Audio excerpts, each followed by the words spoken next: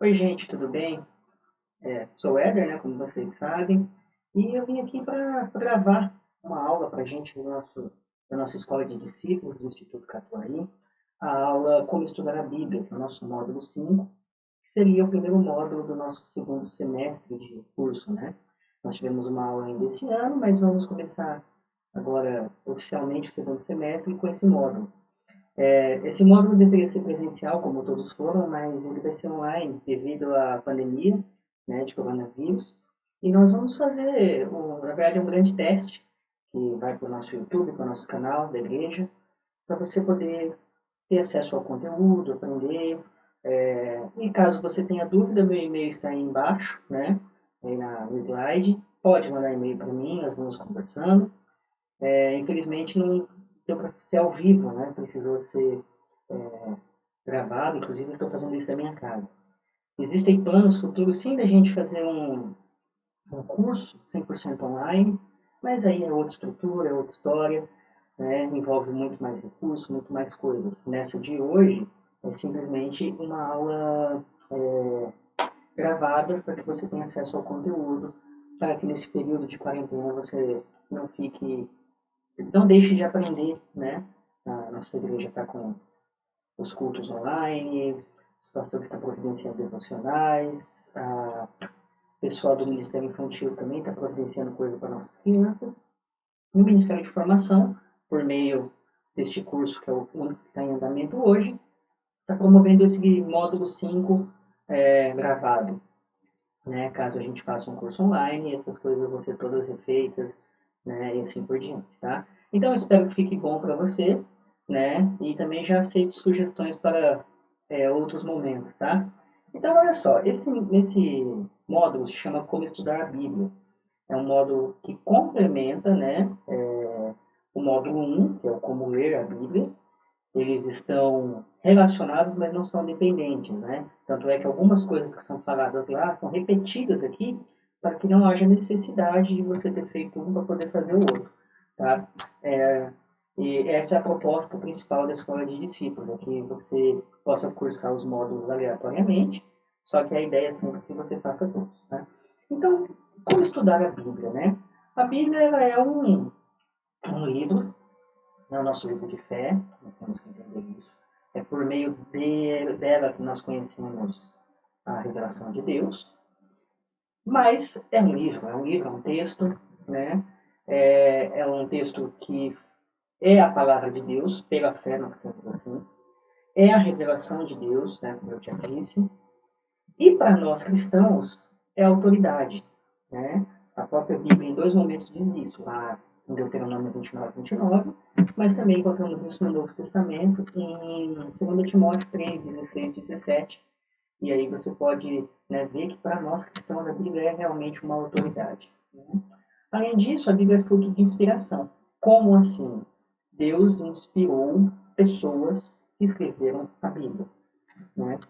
E esse processo chega para nós por meio da linguagem, por meio do texto escrito. E por isso é tão importante saber estudar a Bíblia, saber ler a Bíblia. Não basta simplesmente chegar ao texto com total inocência e esperar encontrar muitas coisas, né? Principalmente, a gente vai falar disso depois, mas principalmente leitura, a leitura que você pega a Bíblia aí, abre e bate o dedo assim e tenta entender alguma coisa, né? Tá? Só que, apesar da Bíblia ser palavra de Deus, de ser revelação de Deus, de ser autoridade para os cristãos, a Bíblia, né, ela foi escrita por pessoas. E por ser escrita por pessoas, ela é fruto da atividade humana também, tá? Então a gente precisa ter isso em mente para poder fazer um bom estudo da Bíblia.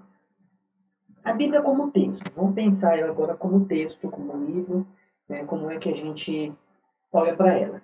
A Bíblia é influenciada pelas condições de sua época. Aquilo que a gente chama de contexto, né?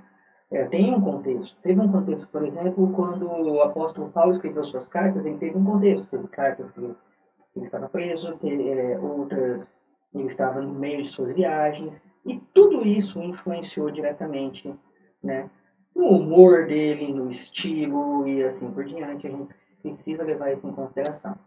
Tá? Segundo, Os livros foram escritos em contextos diferentes, né? Então, assim, além das condições do momento, digamos, condições históricas, né? Teve o contexto, o momento, aquele momento da pessoa. Na verdade, esses dois tópicos estão completamente interligados, né? A gente podia até resumir ambos dizendo que são as condições de produção desse texto, né? Então, assim, ele teve um momento específico, certo?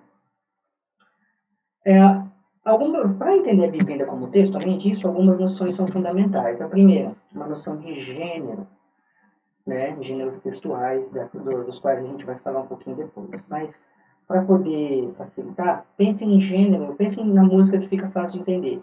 Existe, por exemplo, o rock, o samba, a música clássica, cada uma dessas é um gênero.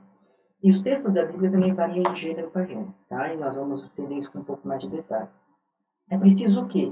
Também conhecimento histórico, cultural e político. Como assim? Lembra que nós falamos de condições, contexto? É justamente isso daí. Tem um contexto, por exemplo, o Antigo Testamento teve um período de vários e vários impérios e nações que dominavam, por exemplo, Babilônia, Pérsia, Egito e tal, tal. Então é bom entender um pouco dessas coisas. O Novo Testamento ele foi escrito inteiramente num contexto romano, de domínio romano.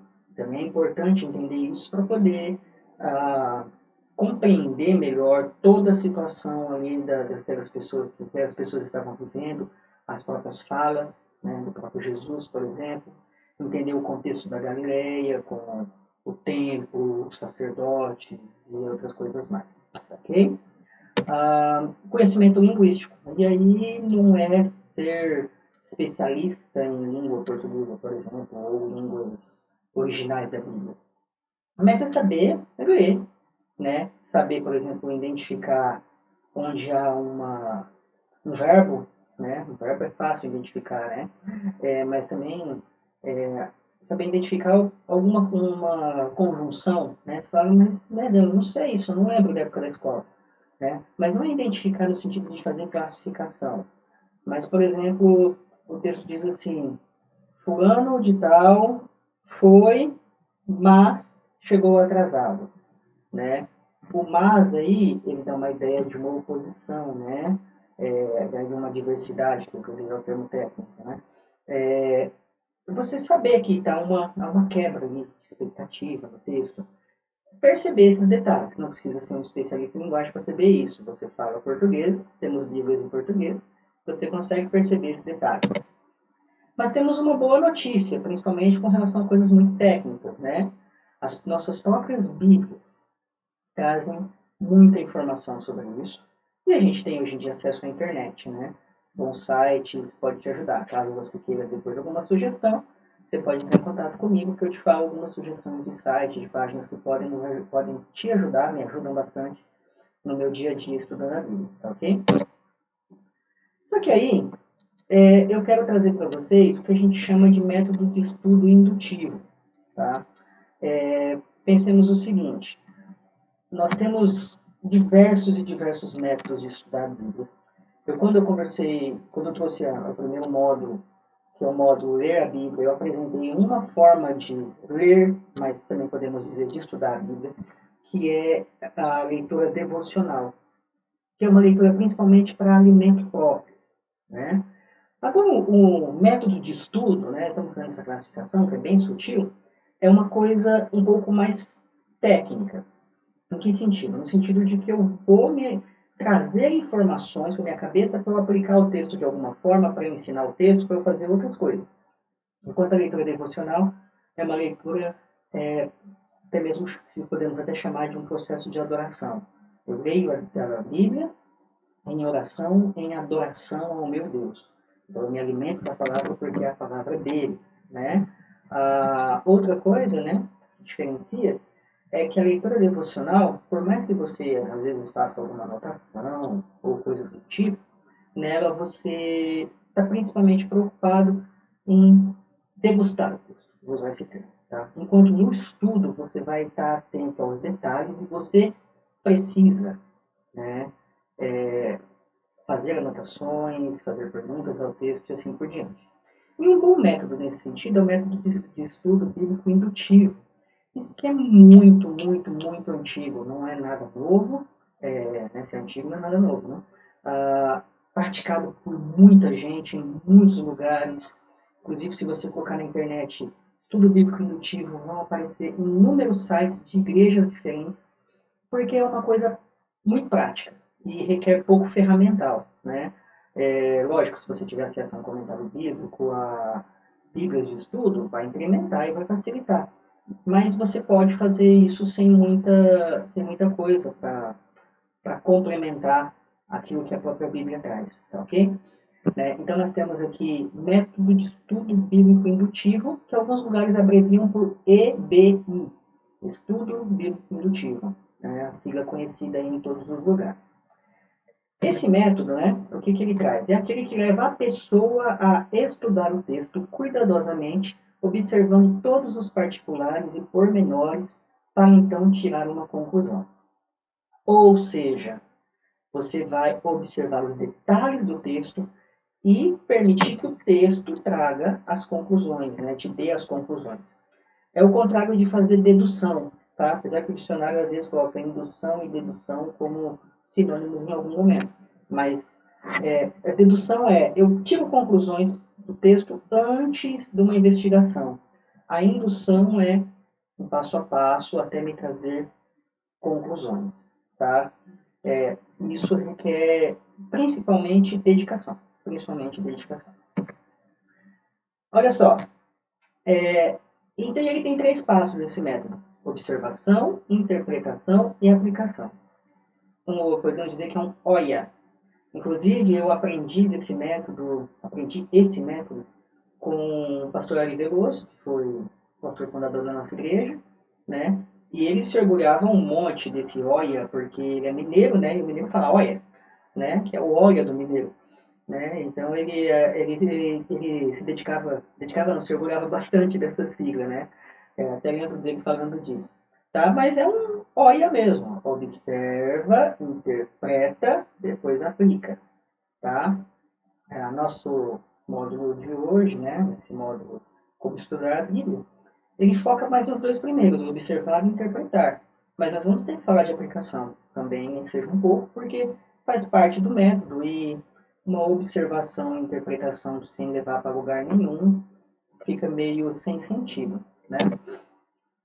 Então, o processo indutivo em si, não um método de estudo indutivo, ele possui algumas etapas. Então, o que você faz? Você determina um alvo, tá? E aqui nós estamos falando da indução de maneira geral, sem pensar necessariamente na Bíblia.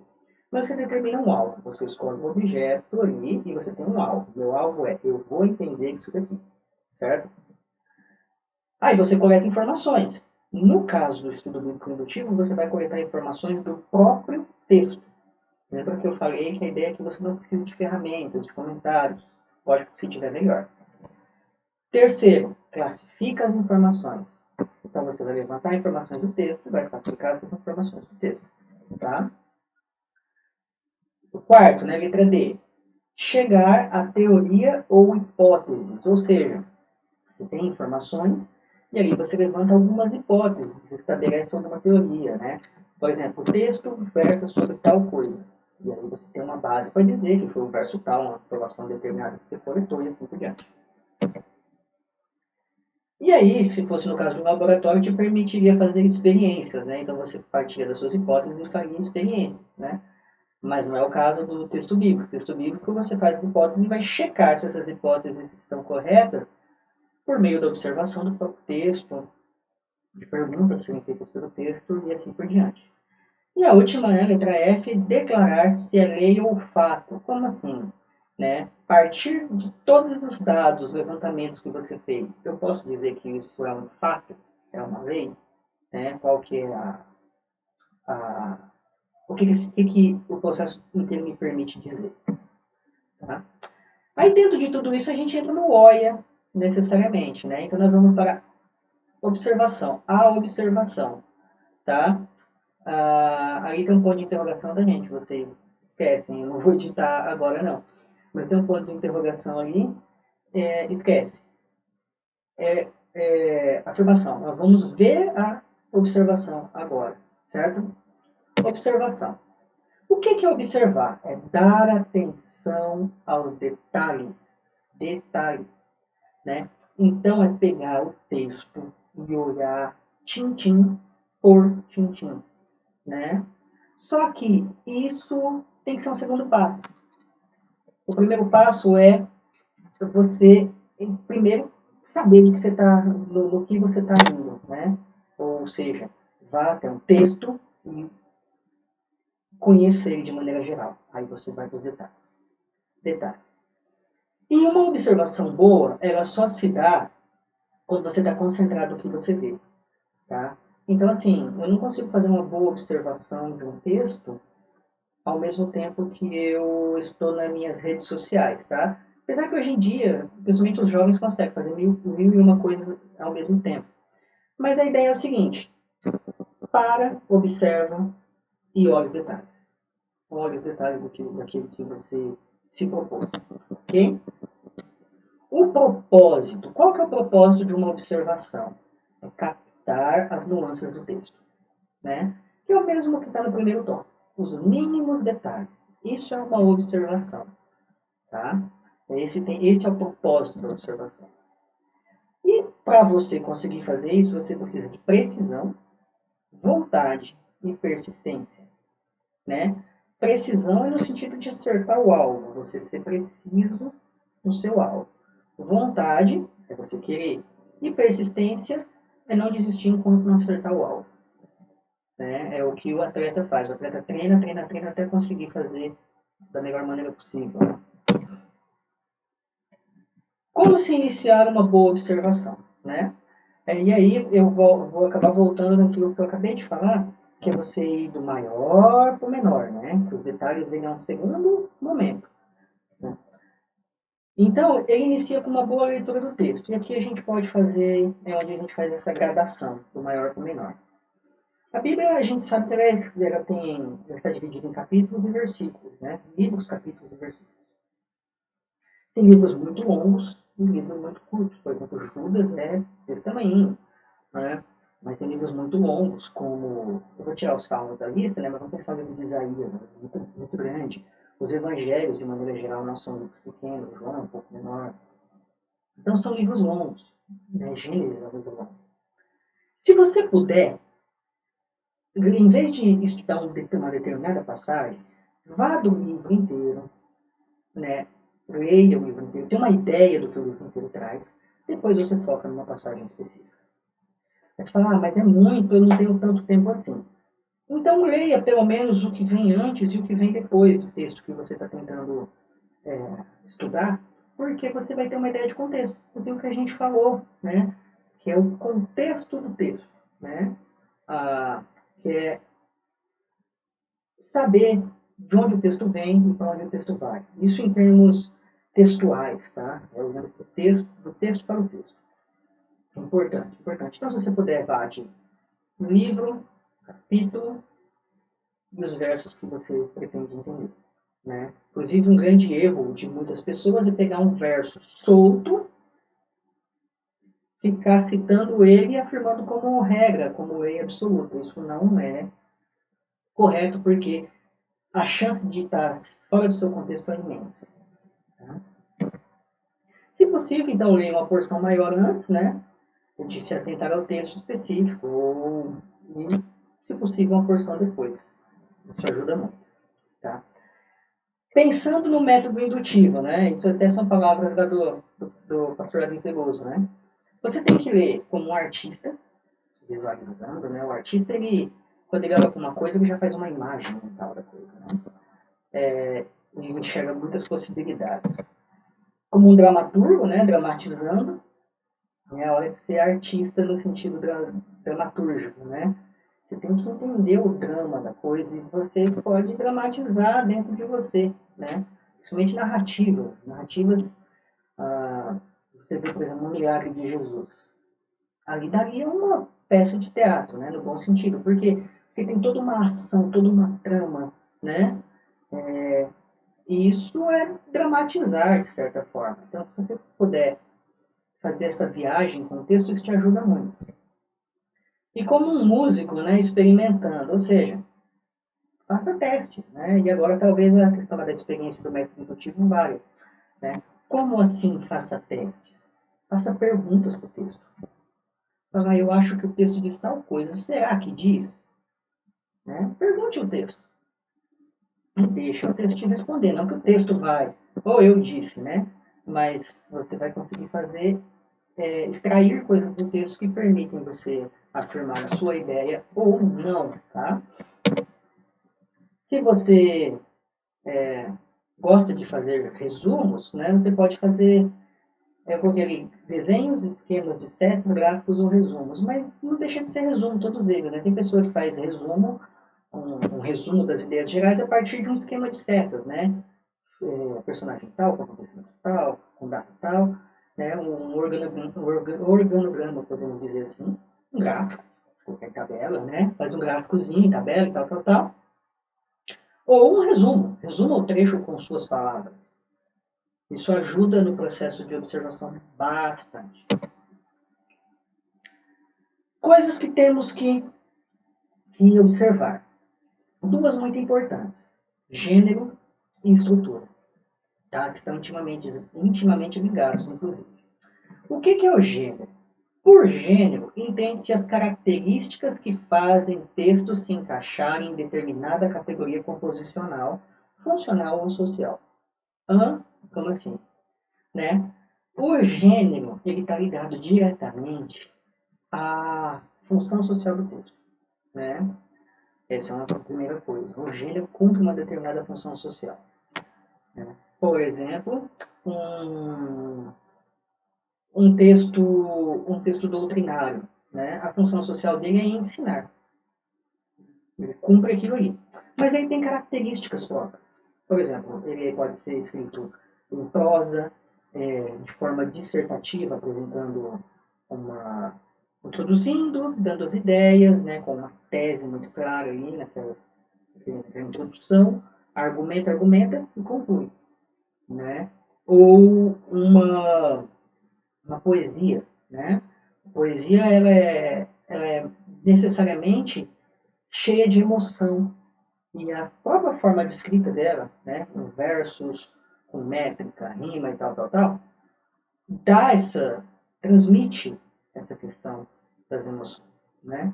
Isso é gênero. Então, é olhar para a Bíblia e ver, por exemplo, os evangelhos de maneira geral, são histórias, biografias de Jesus. Não é biografia como entendemos hoje, do dia que o cara nasce até o dia que ele morre, mas são biografias. Né? Enquanto outros textos, né, são as cartas paulinas, algumas delas, né, são altamente doutrinárias, outras são pastorais. Então é identificar o que é o que. Isso é saber gênero. Estrutura. Aqui é um trabalho um pouco mais de formiguinha, tá? É olhar o esqueleto do texto. E aí você pode realmente pegar o texto, pega um lápis, né? Ou na sua própria Bíblia, se você não importar se rabiscar ela, ou coloca no canto. Tipo, verso tal é a introdução. Verso tal é o argumento 1, argumento 2, a conclusão. Ou pensar numa narrativa de milagre. Aqui é o problema, né? O homem era paraplégico, né? Ah, Jesus estava falando em tal lugar. Apresenta um homem a ele, divide o texto em pedaços.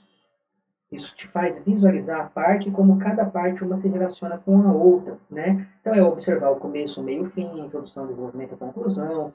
Se é uma poesia, observar onde estão os estrofes. Se é uma música, porque dentre os salmos, muitas das poesias dos salmos eram cantadas. Se é uma música, você pode ver se ali tem um refrão, por exemplo. Já dei uma dica do exercício que a gente vai fazer no final. Né? E assim por diante.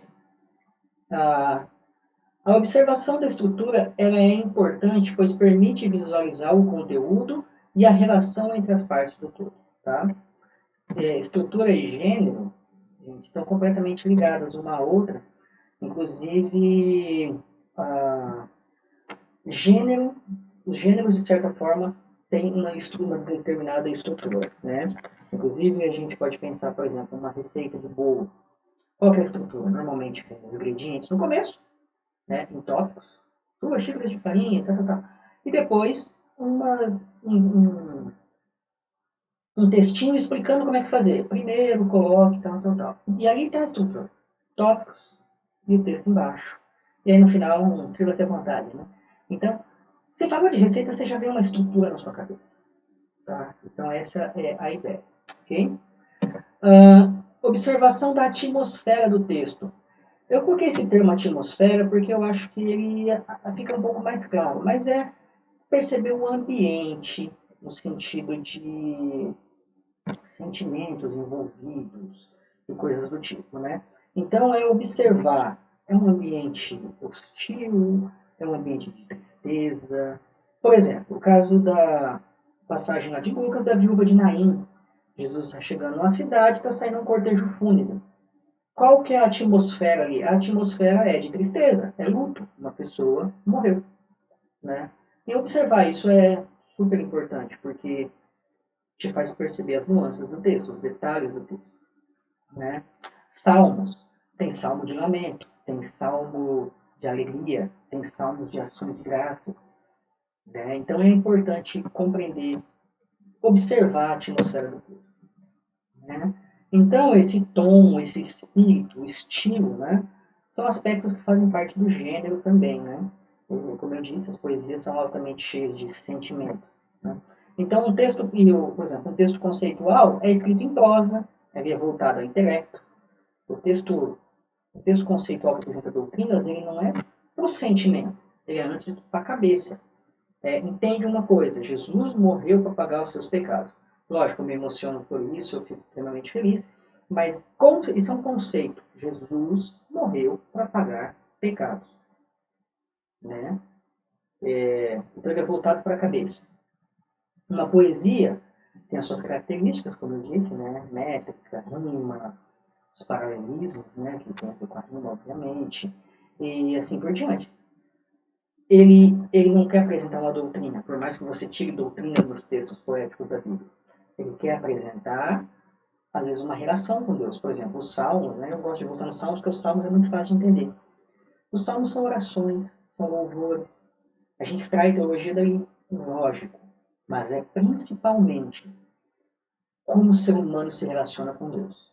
Tá? Observação dos termos. A observação dos termos é você olhar para o texto e procurar por palavras-chave que, que são importantes ali. Então você pode olhar, por exemplo, conceitos, né? Conceitos, tentar ver quais são os conceitos principais desse texto. Palavras que se repetem. Pode observar as classes morfológicas também, né? Quais são os verbos, quais são os substantivos.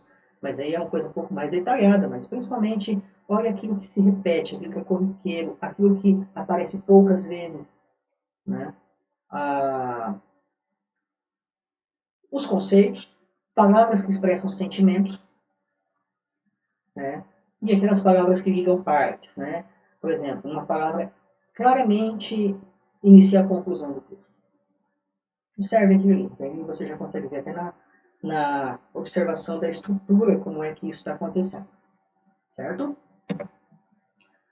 Então consiste em selecionar as palavras-chave do texto, né? E são todas essas que eu acabei de falar: conceitos, palavras que expressam sentimentos, verbos, palavras rotineiras, palavras principais, né? Termos principais, figuras de linguagem, tinha esquecido das figuras de linguagem, que, né? As diversas, metáfora, o texto bíblico é cheio de metáfora, né? E a metáfora é um recurso usado muitas vezes para explicar uma coisa que por um meio direto seria muito difícil de explicar. Aí você recorre a uma metáfora e a metáfora resolve isso para você. Tá? Dentre outros termos aí. Interpretação. A interpretação é o segundo passo. Né? É o I do OIA. Né? A interpretação. Então a interpretação é o quê? Agora você vai pegar todos os dados que você teve, levantou na observação e vai analisar, vai interpretar os dados, né? É um processo que só existe porque teve a observação antes. Então você junta tudo e vai interpretar. Vai interpretar. De maneira geral, as pessoas, né? Olha, tem um erro ali, gente.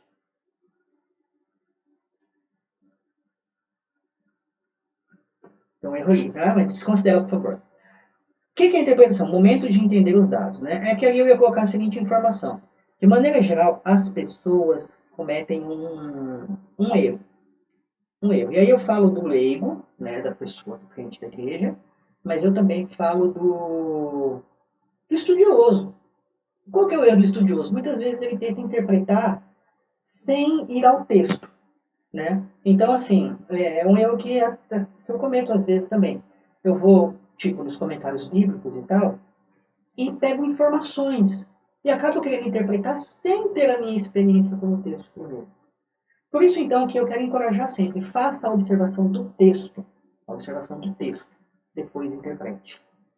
Né? E aí, na hora que você for interpretar, se você tiver ferramental, você junta. Se você não tiver, você parte apenas dos dados que você levantou. Apenas entre aspas, né? Porque já é para ser bastante coisa. Tá?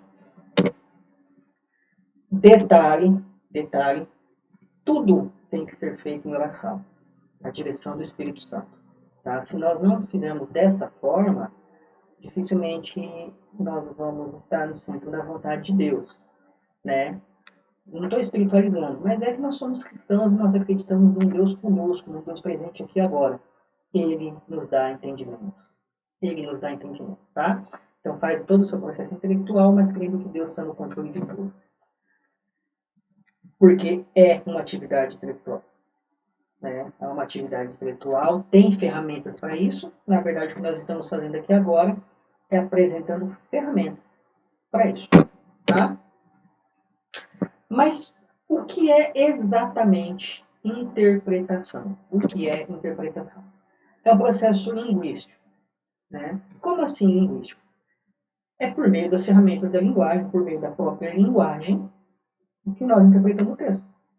Interpretamos o texto. O texto chega a nós em língua portuguesa, depois de traduções e tal, e eu, como uma pessoa que compreende o código, né, que é a língua portuguesa, eu tenho acesso aos textos e aí eu vou fazer todo o processo para o seu entendimento. Tá? E esse processo ele já está na gente, não que nós nascemos com ele, mas nós aprendemos isso ao longo da vida, em todas as partes da sociedade, principalmente na escola.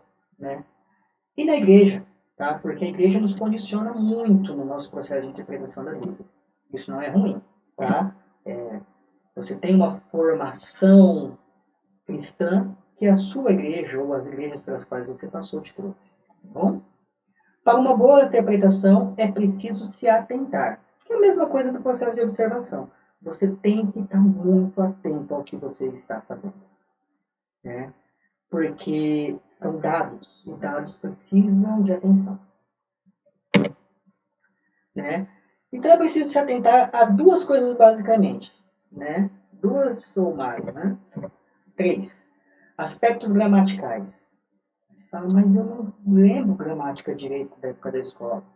Né? Aí eu coloquei até ali morfologia, sintaxe e semântica. Né? Mas pense o seguinte, aspectos do texto. Né? Observar onde é que está uma ação. Onde é que eu vejo um sentimento, um fenômeno. Coisa simples, né? Sintaxe é a organização, né? Das palavras, né? Das frases, melhor dizendo, né? Como elas se relacionam. Algumas coisinhas são muito simples de ver. Por exemplo, quem que é o sujeito? Quem que está fazendo a ação? Quem que está recebendo ou sofrendo a ação? Né? Deus amou o mundo de tal maneira. Quem que é o sujeito? É Deus. Foi Ele que amou o mundo de tal maneira. Foi Ele que deu o seu filho. Tá? Então ele é o sujeito da ação. Aspectos textuais, como coesão, coerência, progressão textual, figuras de linguagem, etc. É observar, por exemplo, coesão é se o texto se ele tá junto, né? Se ele tem ligação entre as partes. Né? De maneira geral, tem texto escrito, né, que chegou até nós. Coerência. Aí, nesse caso, você pode pensar em coerência interna e coerência externa. Coerência interna é com as partes do texto se relacionam, e a coerência externa é aquilo que esse texto me diz está em consonância, né, com os demais textos da Bíblia sobre o mesmo assunto. Para se pensar. Inferências, os pressupostos e os subentendidos. Inferência é aquela coisa que você olha para o texto e puxa dele, fala, eu estou inferindo tal coisa. E aqui entra a ideia da dedução, eu deduzo tal coisa a partir disso. E aí não é um problema. Pressuposto é aquilo que está em mim. Eu penso tal coisa sobre o texto porque eu tenho informações em mim, eu tenho os meus pressupostos para isso. E o subentendido é o que está na entrelinha, né? É ver aquilo que o texto não diz claramente, mas que dá para entender o que ele está dizendo. Né? Aí aqui a gente precisa ter bastante cuidado, porque a gente não pode confundir subentendido com interpretação equivocada ou com forçar o texto. Mas o subentendido faz parte do processo textual e a gente não pode desprezar e nem dizer que ele é necessariamente ruim. Tá? Mas ficou subentendido, ficou nas entrelinhas aquilo. E aí te dou algumas dicas para você interpretar textos, né, diferentes. Narrativas. Pega lá a narrativa de milagre, né? Jesus fez um milagre. Faz 5 perguntinhas. O que aconteceu? Com quem? Como? Onde? E por quê? Se você conseguir responder essas 5 perguntinhas olhando para a narrativa, você vai ter bastante coisa. Textos argumentativos, né? Que são os textos, as dissertações, os textos conceituais. Qual a ideia central do texto? O que o autor está defendendo? Né? Por meio de quais argumentos ele prova a sua tese? Ou seja, o Paulo defende tal coisa e ele usa tal, tal e tal coisa para dizer isso. E qual que é a conclusão que ele apresenta para a gente? E aí a gente chega no nosso último ponto, né? Que é a aplicação. Então você observou, trouxe muito material, analisou o material e agora você vai aplicar. Aí aqui não é necessariamente aplicar na sua vida prática, mas é aplicar no sentido de trazer o texto à minha realidade. Tá? Então, a aplicação nada mais é do que trazer para a vida os ensinos do texto bíblico, para a vida sua ou para quem está perto de você, para o contexto onde você vive. Tá? E aí eu te convido a fazer junto comigo um exercício, né? No Salmo 128, tá? Então você pode pegar sua Bíblia, eu vou aqui no caso usar a Bíblia do meu celular mesmo. Salmo 128. Um salmo que eu gosto bastante, né, que alguns chamam de Salmo da Família. Tá? O Salmo 128, ele nos apresenta diversas coisas, assim, interessante. E ele, segundo os estudiosos, faz parte do que se chama de Cânticos dos Degraus, que era uma série de cânticos que se cantava quando estavam indo, quando o judeu estava indo em direção ao templo nas suas festividades. Isso é uma informação técnica, você não precisa necessariamente saber dela, mas se você souber, ajuda.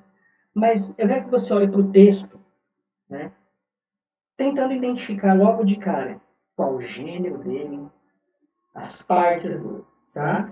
Então você pode começar por aí para tentar entender um pouquinho melhor sobre o que o texto fala, certo? Enquanto isso, vamos lá, vamos ler junto, que ele é curtinho. Como é feliz aquele que teme o Senhor, que anda em seus caminhos. Você desfrutará o fruto do seu trabalho, será feliz e próspero. Sua esposa será como videira frutífera, que floresce em seu lar. Seus filhos serão como brotos de oliveira ao redor de sua mesa. Esta é a bênção do Senhor para aquele que o teme. Que o Senhor abençoe desde Sião. Que você veja a prosperidade de Jerusalém enquanto viver.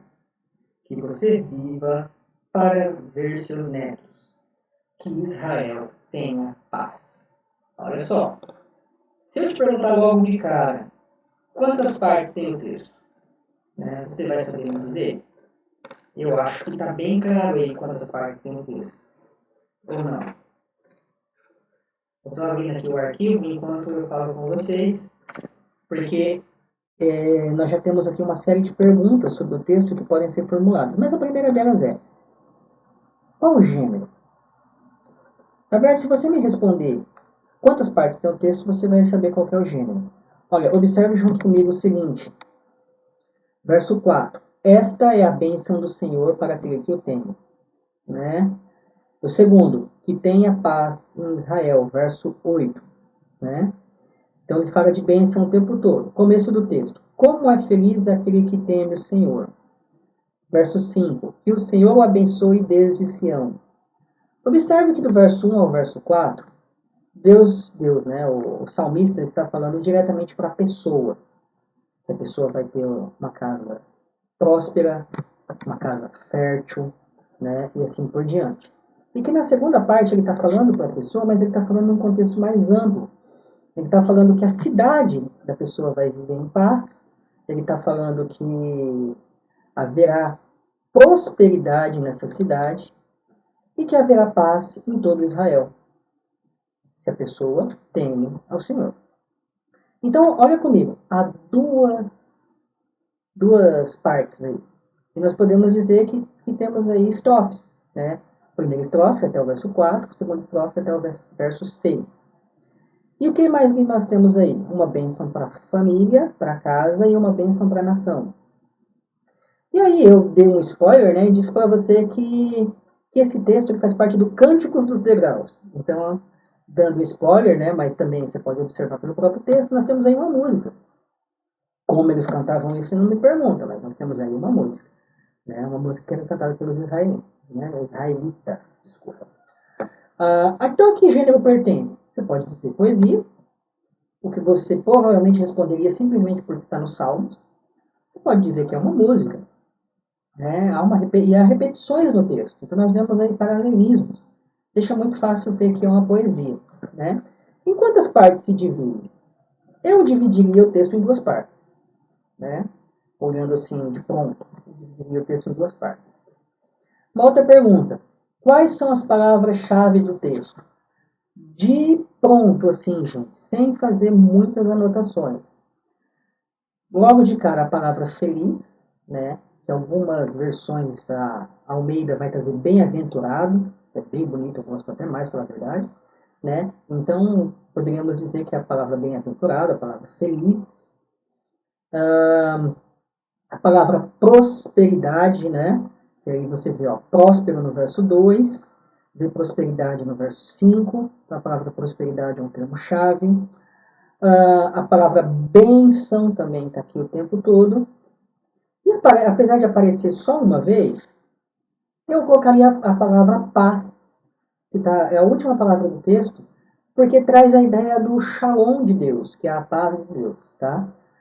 Talvez precisaria de um pouco mais de conhecimento teológico para falar isso, mas você pode olhar que é um fechamento no texto, que Israel tenha paz. Né? É uma exclamação, inclusive. Né? Quais temas nós vemos nesse texto? As palavras-chave nos indicam os temas. Então, nós temos o tema da bênção, o tema da prosperidade, o tema da fertilidade, o tema da paz, várias coisas.